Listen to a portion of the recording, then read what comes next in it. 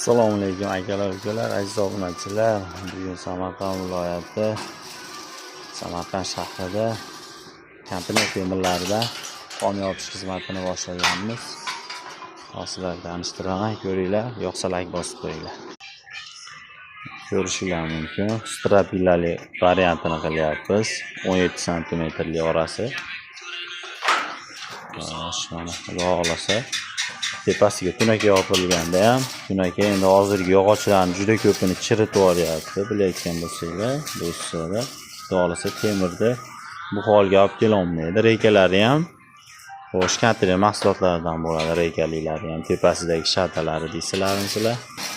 Mana bu joyi duvalni qirg'og'iga tushadi. Duvaldan 1,5 cm chiqadi. Silif bilan shunda 1,20 cm tashqariga chiqadi.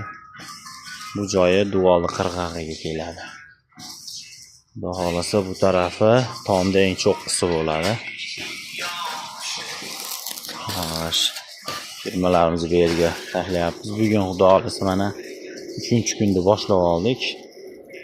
3 kundan beri ham ishlayapmiz. Bugun 3-kun firmani boshlaganmiz. Zakato'klarni tayyorlab bu tomimiz xo'sh 25 ga 10,80 bo'lib yopilyapti. Chiqishlari bilan 10,80 bo'lib yopilyapti. Yaxshi variant deb o'ylayman, lekin yog'ochdan nisbatan qimmatroq tushadi-yu. Xo'sh, 5 moshni bo'lib chiqadi lekin tomlar. Kimga shunaqa xizmatlar kerak bo'lsa, bemalol telefon qilaverasizlar. O'zbekiston bo'ylab shu ishlarimiz yo'lga qo'yilgan. Aytarib o'taman, konteyner mahsulotlaridan 8likka 7lik ichiga kirgizib, zigzag holatida to'qiladi. Ancha mustahkam bo'ladi. Xudo xolasa videoda bugun boshladik bu tomda videosini qo'yishdi. Kunda qo'yib boraman. Xo'sh, kunda ko'rib borish uchun bitta like bosib qo'yinglar. O'zbekiston bo'ylab bu ishimiz yo'lga qo'yilganmiz.